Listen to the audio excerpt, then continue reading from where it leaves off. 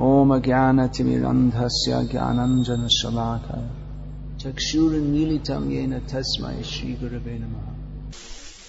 Okay, well, I'll read this here. What's written here? In Navaridha Mahatmya, this is describing about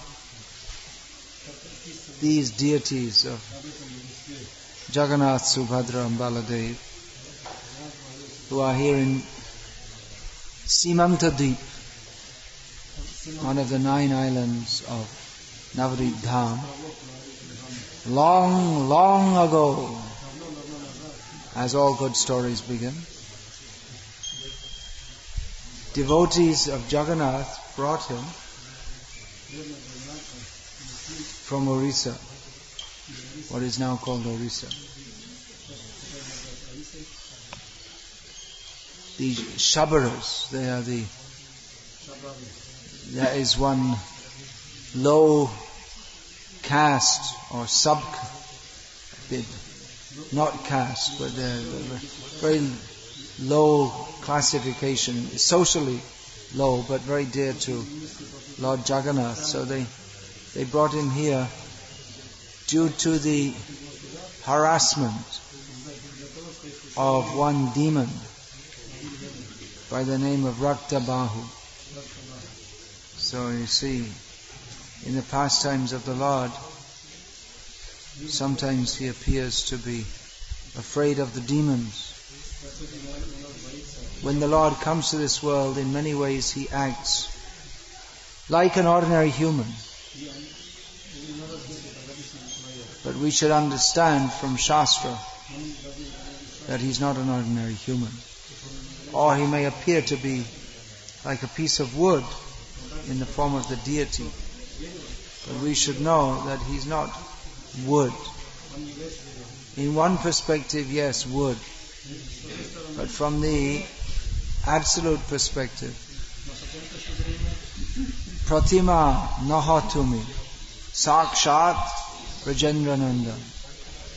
You are not simply a statue, but you are directly Krishna, the son of Nanda Maharaj, the darling son of Nanda Maharaj.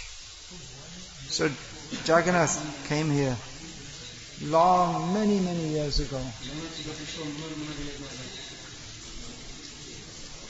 So Jagannath was here long time ago, served by the Shabaras, and eventually they all went back to Godhead, and there was no one left to serve. Jagannath here. So the worship of Jagannath stopped here, and Jagannath, he no longer manifested himself here for many years.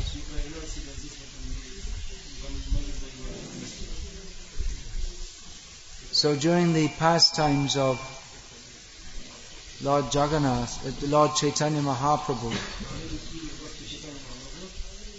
there was one great devotee of Lord Chaitanya Mahaprabhu who's called Jagadish Ganguly, no? Yeah, Jagadish Ganguly, who the Lord revealed himself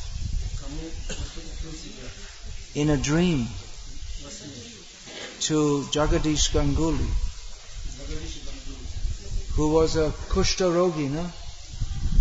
He was from the external point of view, although the devotees of the Lord, they are as transcendental as he himself, but he appeared to be a leper. I don't know the Russian word. Okay, you know it. That's good. Have you seen any lepers since you've been here? You've seen Bhagavan. You didn't see? You must have seen. You probably. In leprosy, it's a disease by which the fingers start to become smaller and smaller. They kind of melt away. The fingers and the toes. and even the nose may just kind of slowly go away. So it's a very nasty disease. There's still many lepers in India. So the Lord said, I'm going to appear in this form. I want to come again. This is my place. I live here, but I haven't been manifest for so many years. Now I want you to re-establish me. I'll come in the form of a log, and you have to carve it into the form of Jagannatha. But he said, I can't carve. I'm a leper. What can I do? He said, you do it. So, with great reluctance, he did so on the order of the Lord. It was very painful for him. His hands bleeding. But when he finished making the form of the Lord, then his leprosy went away. So the Lord was being worshipped here at this place. Actually, the temple was over there, just there, not very far. I mean, it's just right inside this compound. What was the temple building? So the temple worship of Jagannatha was going on, was being passed down generation by generation, but gradually it declined due to the influence of the age of Kali. The descendants started to think that, well, Jagannatha, the Supreme Lord, if he wants to eat something, he can get it himself. Why do we have to arrange it? So gradually it declined and declined until there was only there were one or two people who were still interested in serving him among all the descendants. And then it must have been about 1979. 1979, yeah, quite recently. Did you say that? Yeah. That the gentleman who was overseeing this, he came to see Jayapataka Maharaj at Mayapur. I happened to be there when he came, and said, can you please take over the temple? We can't maintain the worship properly. So that was done, and this new temple was built, and gradually so many different things have been built, and the worship of Jagannatha is going on. You've seen at ISKCON Mayapur so many flowers, isn't it? It's one feature of the deity worship there. There's so many flowers. Where do you get so many flowers from? You just look around here. This is Radha Madhava's flower garden. All around here. So many flowers every day. Being cultivated for Radha Madhava and Jagannath. So Lord Jagannath has many wonderful pastimes. I think they Natun Boy Prakashita Holo. There's a new book being published telling some of the pastimes of Lord Jagannath. There are so many of them. I just remember from way back when the worship was being transferred from the local committee to ISKCON, one of the devotees from ISKCON Mayapur, Anakadundabi Prabhu, he came here to take over the worship. But there was some message which he was supposed to get, which he didn't get. That don't start. Don't do anything until we tell you. Because there are like 50 men on the committee, and they have to all, if they don't all sign, then in future there can be a legal problem. So some of them were reluctant. It was like 47 signed and then another one signed, and it's always like this. Any land deals in India are very complex. So anyway, he didn't get the information and he started worshipping according to the standard that Prabhupada gave us, which is very high. We should always remember this. Prabhupada, he gave a very high standard of deity worship, and he wanted to show this so that so many people in India are doing some kind of worship. Prabhupada wanted to show the proper standard is very high standard, at least 6 opulent offerings of bhog every day, and at least 7 aratis, everything neat and clean, and nice dresses, lots of flowers. Unfortunately, we see in many cases that it seems our ISKCON devotees are instead of showing the proper standard so that people can come up to it, they're going down to the standard that other people are doing. That's not proper. So anyway, in those days we didn't have any idea of such compromise. So full standard deity worship was going on, opulent offerings, and then after he started, he got the message, don't start yet. So he already started and he stopped. He said, oh, okay, sorry. Alright, Jagannath, we'll serve you, just wait a few more days. So he stopped feeding Jagannath, and then in his dream at night, he saw Jagannath, Subhadra, Baladev leaving the temple and walking towards Mayapur. This is not Mayapur, by the way. This is in Navadvip Dham, but Mayapur means that specific area there. You'll see this, if you read Bengali, you'll see here, there'll be a signpost.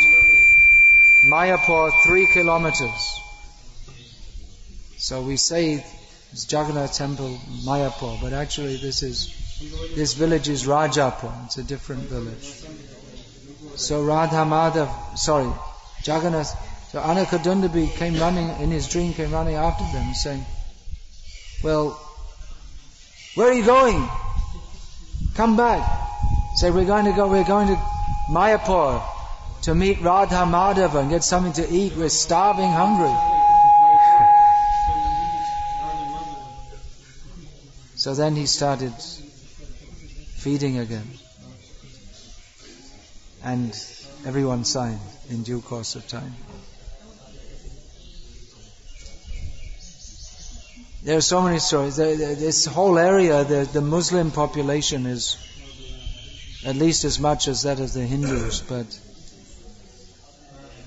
the Muslims here, they also know that you have to respect Lord Jagannath. Don't make any offenses to Jagannath. If anyone does anything to Jagannath, he lets them know if he's not pleased. So they're very careful, they're afraid. If we do anything wrong, Jagannath will punish us.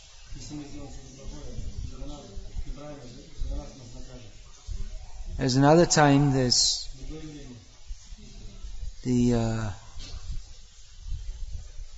Pujari was late with the offering. He rushed in and placed it on the altar, said all the prayers and came, and then he said, I forgot to put tulsi on the altar. What to do then? But Lord Jagannath's already eating, so I already asked him to start eating, so I shouldn't disturb him. So he was praying very intensely for forgiveness, that I forgot to put tulsi. And when he opened, he found this huge pile of tulsi all over the plate. And Tulsi Devi herself came due to the intense prayers. And there must have been so many stories. I haven't been keeping up with the news. There must be. There's one book you can purchase. So sometimes, or some forms of the Lord, they're very reciprocal. with their, all the forms of the Lord reciprocate. The deity forms reciprocate, but some are very playful. They like, because we don't have faith. Or whatever reason, it's up to them why they behave like that. That's up to them. But even with people who may not be very high-level devotees, or even not devotees at all, the Lord may reciprocate.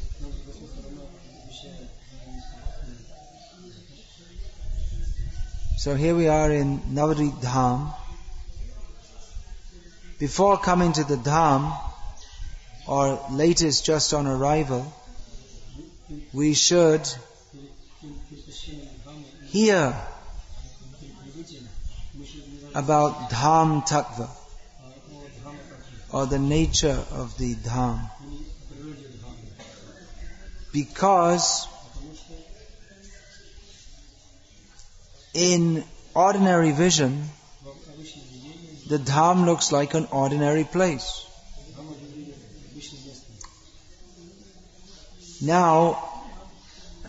Nowadays, Mayapur is quite developed. When Srila Prabhupada first got land there, there were just rice fields. All the way from Goswami Maharaj's Mutt, which is, if you, on the south side, that means going that way, more or less. On the south side of what's the ISKCON property now, to just south of the Srila Prabhupada's Pushpa Samadhi, there's one mutt which is locally called Goswami Maharaja Mutt.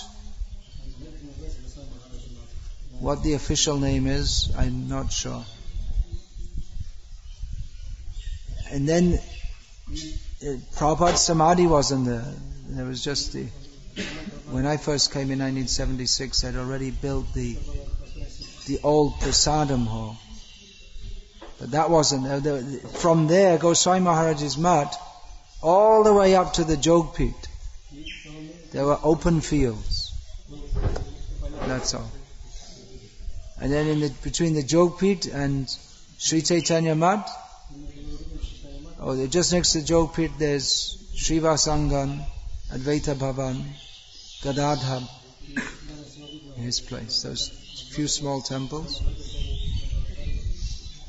And then there's a few rice fields, and there's Chaitanya Mutt. So more or less there wasn't very much. It was high. So Prabhupada's disciples were wondering, Prabhupada is pushing them, you have to get some land, we have to develop something here. And they're wondering, why is Prabhupada so anxious to develop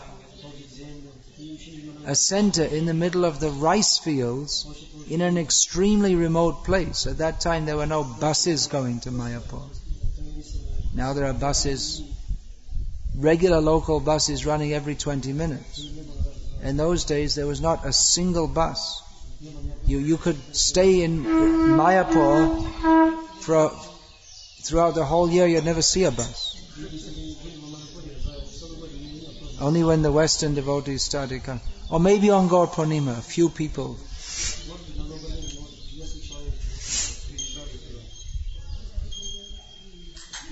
Maximum a few hundred people would come. So Prabhupada, he didn't see just rice fields. He saw the transcendental Dham. Adapi ho ji lila kare gaura rai kono kono bhagyavane deki bare pai. Even today,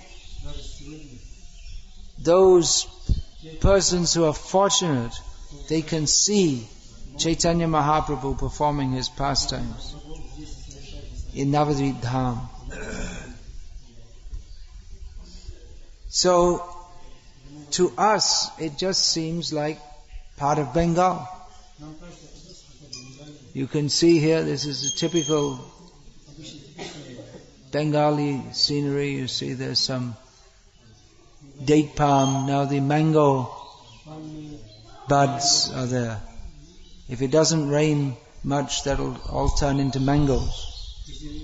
You can see here there's the palm, that's date palm, and then behind that with lots of yellow, they're actually flowers, they're very small flowers, that's mango. So in a few months' time, it should be very hot here. There'll be lots of mangoes. If it's not hot, then you'll get sour mangoes. The heat's also good, has its effect, makes the mangoes sweet. So like this, there's typical scenery, jackfruit tree. There's a big banyan tree actually over here with a deity, there's Shiva Linga is there. It's also very popular. People come here to make wishes to Lord Shiva. You'll see all the pieces of string tied. That means people have come here with some material wish. So it looks like typical Bengali scenery. And there are rice fields. But everything in Navadvip Dham, for those who have the eyes to see it, is fully transcendental. The sky here is the spiritual sky. And you may think, well, how is that possible? Because it's just sky. And if you analyze, just like now it's raining. And probably it's raining outside of Navadvip Dham also, at least for a few kilometers. So you can say, well, it's just a geophysical effect. Why is it raining? There's a depression in the Bay of Bengal, probably. This is what causes rain. When the air pressure goes down, then the water that comes to fill it up. So, therefore, we have the term achintya, that it appears to be something material. But it's not. It's inconceivably, this is the spiritual energy is working here. Then you may say, well, why don't we see it? Why don't we feel it? That is the action of Yoga Maya, the potency of the Lord who arranges the pastimes of the Lord, to protect the Dham from materialistic people. She manifests as what is called Prodhamaya. Hare Krishna.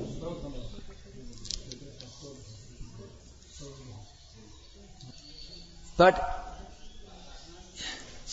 the Dham manifests in this world, just like the Lord manifests in this world. He comes with His Dham, the Dham is non-different from Him, to attract the conditioned souls back to Him. What's that at the beginning of Sharanagati? Shadhame Avatare? What's that? Oh. Can you find that? The first song in Sharanagati? It's not very... You have to just look for the songs of Bhakti Vinod Thakur. Hopefully it's there in the beginning. So the Lord manifests. He comes to uplift us. So even if we're dull-headed, anyone who comes here who's a little bit pious, or a little bit inclined towards devotional service, or just innocent, by coming here, they'll feel the effect, the inspiration in Krishna consciousness. Are you experiencing that? You can experience when you come to the Dham. It's the the effect of Krishna consciousness is there, that we feel inspired. That's true for persons who have no Krishna consciousness. It's true for neophyte devotees. And even for highly advanced devotees. They also feel inspired when they come to even fully perfect devotees. Srila Bhaktisiddhanta Saraswati Thakur said that this dham, Mayapur dham, is very dear to the devotees of the Lord, and everything here inspires us in Krishna consciousness. Therefore I desire to stay here. But if there's preaching, then I'll go outside. Otherwise I'd like to stay here. I heard this when I first came in 1976, that Srila Prabhupada had said that for a brahmachari, the best thing is simply to live in Mayapur. But he said that, or maybe even a little better is to preach Krishna consciousness all over the world. That's also better. Otherwise, living in Mayapur is perfect.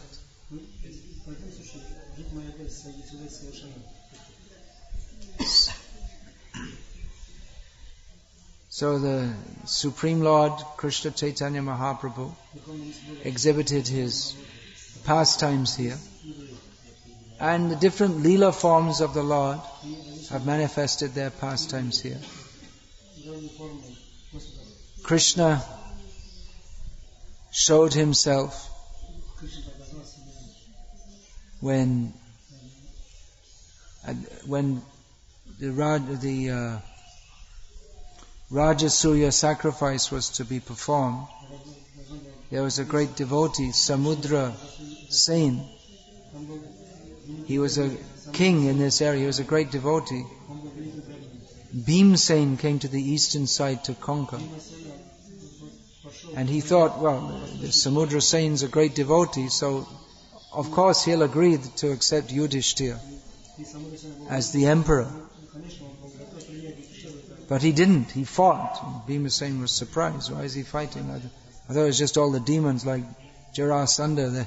They were going to fight, but we didn't expect him. So anyway, he gave him a good fight. And because Samudra Sen was saying, I'm stuck away here on the east. Krishna's way over on the western side of India. And I'm here. So I want to see Krishna. Now's my opportunity, because Bhimsen has come. If I fight so strongly that Bhimsen's life will be in danger, then Krishna will come. That's why he fought with him. So fighting, Bhimsen in trouble, and then Krishna appeared on the battlefield. Immediately Samudra Sen stopped fighting. Bhimsen, I wonder why he stopped fighting. He was defeating me. And he said, alright, I agree. So Krishna personally came here, and Nrsimhadev,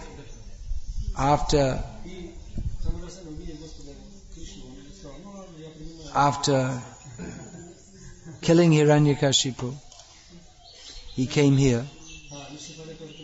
We were also recently in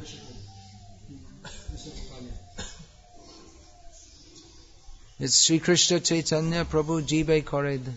Yeah, Sri Krishna Prabhu Jibe Daya Kare. Oh yeah, that's it. That's what I was looking for. Nrsimhadev, after killing Hiranyakashipu. Yeah, that's the line I was looking for. Shri Krishna, this is the first words of Sharanagati, this most important series of songs by Bhaktivinoda Thakur. All questions you have about how to advance in Krishna consciousness are all answered in Sharanagati. Everything's there. So he begins, Sri Krishna Chaitanya Prabhu Jibe Daya Kari Shaparshad Shiyadham Shaha Avatari. So Chaitanya Mahaprabhu, being very kind to the jivas, has descended from the spiritual world with his own associates and his own dham. So this dham, it's not part of the material world, although it appears to. It is the spiritual world. It's the spiritual world descended here. This is how we are to respect the dham. It's not part of Bengal. That's one of the dham aparas, to think that the dham is part of some material place. Conventionally we may say so. Conventionally means in ordinary usage. We may say that, well, this devotee is Indian, and this devotee is Russian. So that's a conventional way of thinking, but we should know that devotees are not a devotee by accepting initiation. Then his identity becomes Krishna Das. He should no longer be thought of in terms of worldly designations, although for worldly reasons, as long as we are in this world, it may be necessary to do so, to some extent. But this is why the name is changed and we use different name. That the identity of that devotee, he's no longer got some material name which identifies him with the whole set of material designations, which he isn't anyway, but that in Maya we consider him to be. This person is John Smith, that he's from England, he's a shopkeeper, he's 6 foot tall, and he has yellow hair. So these are all mundane designations. And then he gets initiated, Krishna Das. So this designates, gives him his real designation. He is the eternal servant of Krishna. So that's how we should see him. So in the same way, the Dham, conventionally we can say it's part of Bengal.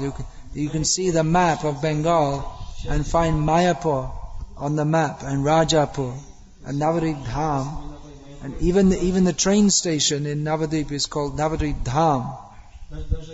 There are a few like that also. Chitrakoot Dham, Chitrakoot Dham, Karvi or so. What's that? Karvi, yeah, they call. But on the train, it's Karvi, but the station's name is Chitrakoot Dham Karvi. Yeah. So they use the name Dham. So even the people of India, most of them have not studied Dham Tattva, but they know it's just by the name Dham. They know this is something special, something very spiritual. So many people come here. Now because of the rain, maybe less will come. Otherwise, generally on Gaur Purnima, several lakh people will come. Lakh means 100,000. So many people come.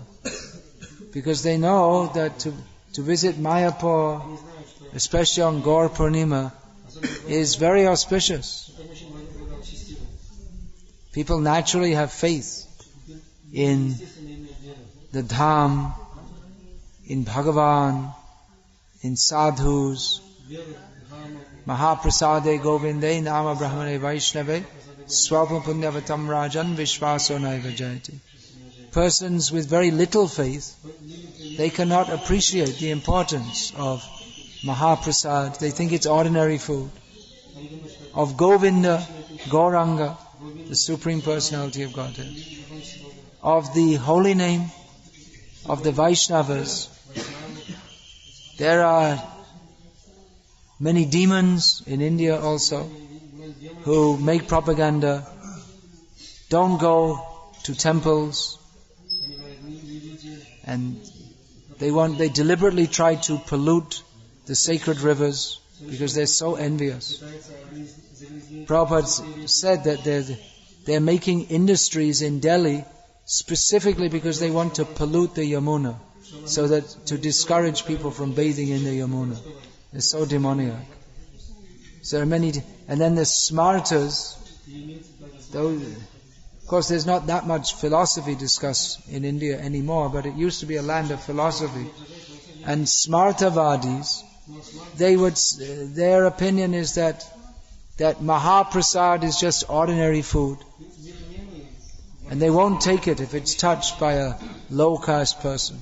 They think it becomes contaminated.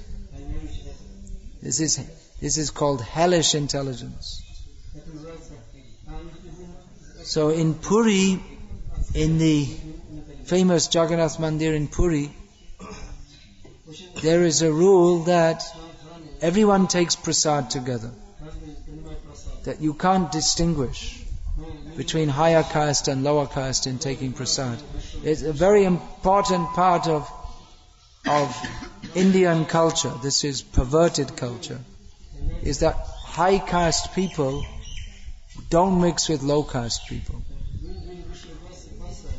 And they definitely are not going to eat with them. They're not going to eat food cooked by them, touched by them, or even seen by them. And they would consider it a great insult if they have to sit down. If someone asks them to sit down next to a low caste person and eat, they would consider that a terrible insult. They'll never talk to you for the rest of their... If you asked a high class person to do that, they would never talk to you again ever there in their lives. They consider it a tremendous insult.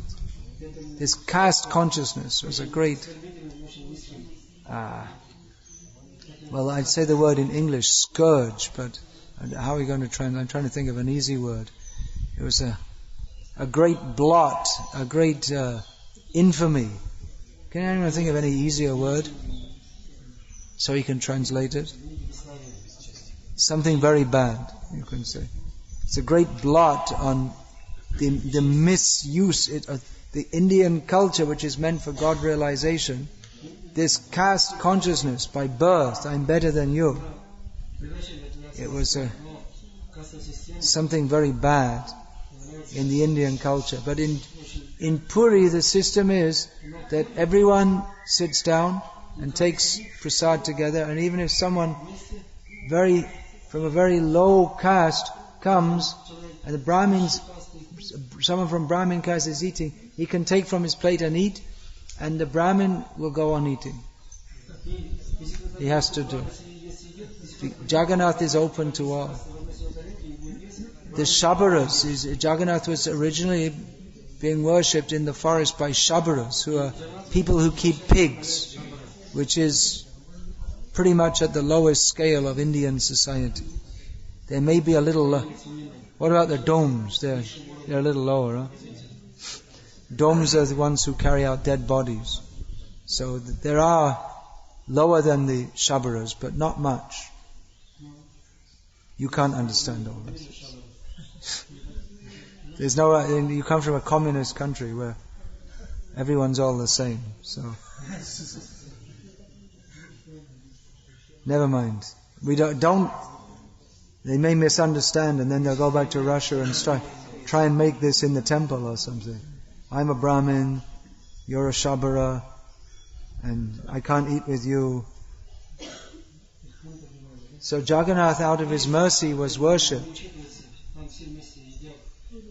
by the people they're not even low caste, they're like below the castes. You can't understand that either. Don't worry about it. So Bhaktisiddhanta Saraswati Thakur suggested that Jagannath should be worshipped in the Western countries, because he's very merciful to people who don't have very pure habits. In Orissa, everyone loves Jagannath, and almost everybody eats fish also. Of course, you can't offer fish to Jagannath, but separately they may take. But definitely people have a feel for Jagannath, but they also like to eat fish. I mean, it's inconceivable how they can have such a high emotion as attachment to Jagannath, and at the same time have such low habits as eating fish. So a lot of our preaching in Bengal and Orissa, for many people, you don't have to say much to convince them that Jagannath, Krishna is the Supreme Lord, Chaitanya Mahaprabhu, Kirtan, they know that and they like it. But it's giving up the bad habits, giving up eating fish. So many people in Bengal, they think that the main point of ISKCON's preaching is to give up eating fish. There's a lot more than that. But that's what we highlight a lot of the time, because the people in many ways, they're already part of the culture. Those of us who are not from Bengal and Orissa, the land of Jagannatha, the land of Chaitanya Mahaprabhu, we don't know. We have to learn many things from them, but they also have to learn many things from us. If we've learned from Prabhupada, we all have to learn from the Acharyas. So Jagannath is much worshipped especially in Orissa, but very well known also in Bengal. There are many temples of Jagannath all over Bengal. People, they know Jagannath. Bengali and Oriya culture are very similar, even the languages are very similar. So people here know Jagannath. Prabhupada was, of course, very attached to Lord Jagannath. From his childhood, he held Rathayatras, because he used to see, I was saying in Bengal, it's very much part of the culture. So, Rathayatra Day in Calcutta, there'd be so many Rathayatras. Whoever was worshipping Jagannath, one rule or one duty or one thing you have to do, if you're worshipping Jagannath, is on Rathayatra Day, you have to have a Rathayatra. You can't tell Jagannath that, well, I have to go to work, or there's no time, or I don't have any money. If you're worshipping Jagannath, then you have to observe Rathayatra. So Prabhupada used to see so many Rathayatras, and in his childhood, he started Rathayatra, and then later, when he became an old man child, his transcendental childish spirit, sometimes devotees used to say that Prabhupada would forget himself and become a cowherd boy in Vrindavan. So he glorified Lord Jagannath by holding Rathayatra festivals all over the world.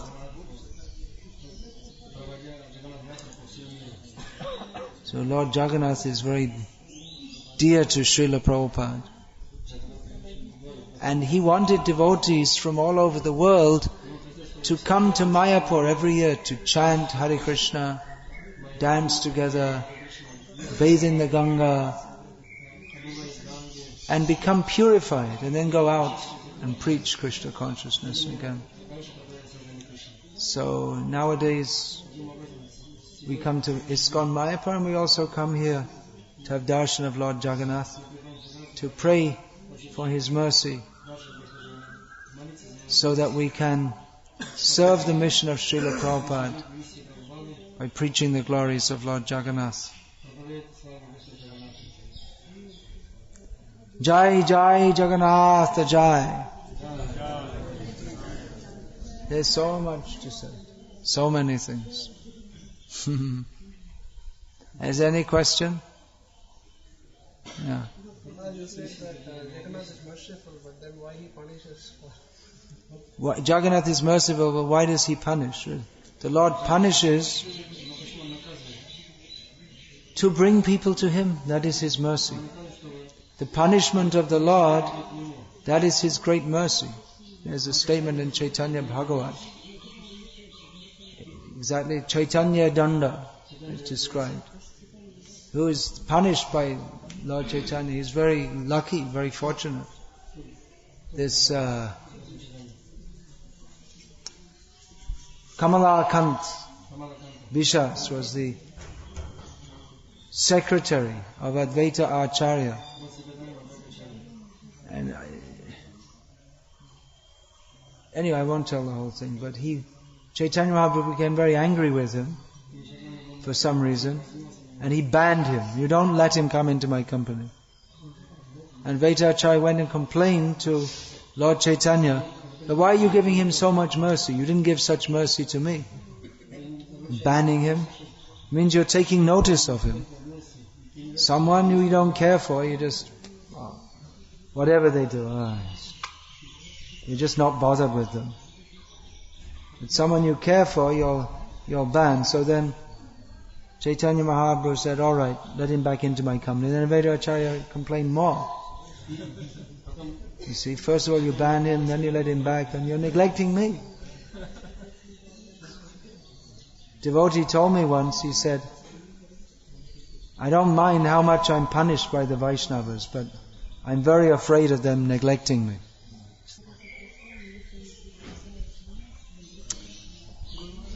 I heard that the form of Jagannatha will unmanifest in Kali Yuga, become less. The form of Jagannath will become less in Kali Yuga.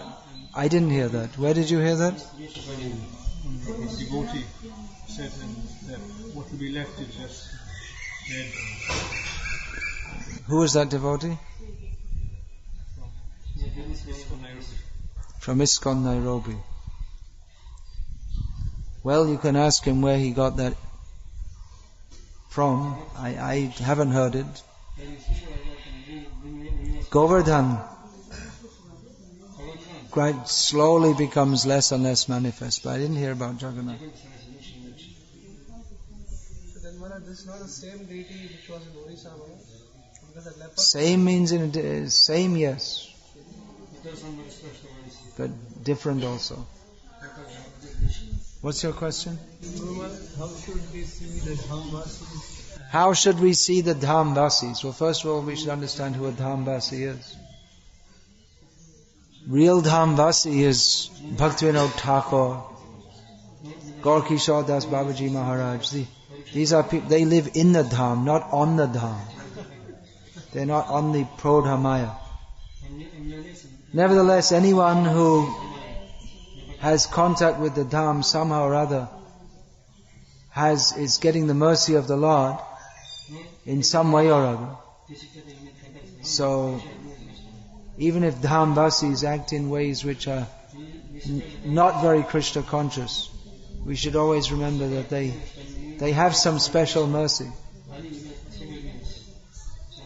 So, we shouldn't make the mistake of thinking that everyone who somehow or other happens to live in the Dham or be born in the Dham is on the level of Bhaktivinoda Thakur. They're all pure. We shouldn't think that they're necessarily pure devotees. Or certainly many of them exhibit behavior which is a long way away from anything that we should want to try to emulate. We can't take them as role models, as our acharyas. On the other hand, like I say, they have some special mercy, so we should be more careful in dealing with them than with other persons. So, as I was saying, Mahaprasade Govinde Nama Brahmane Vaishnave Swalpa Punyavatam Rajan Vishwasa Nagajayate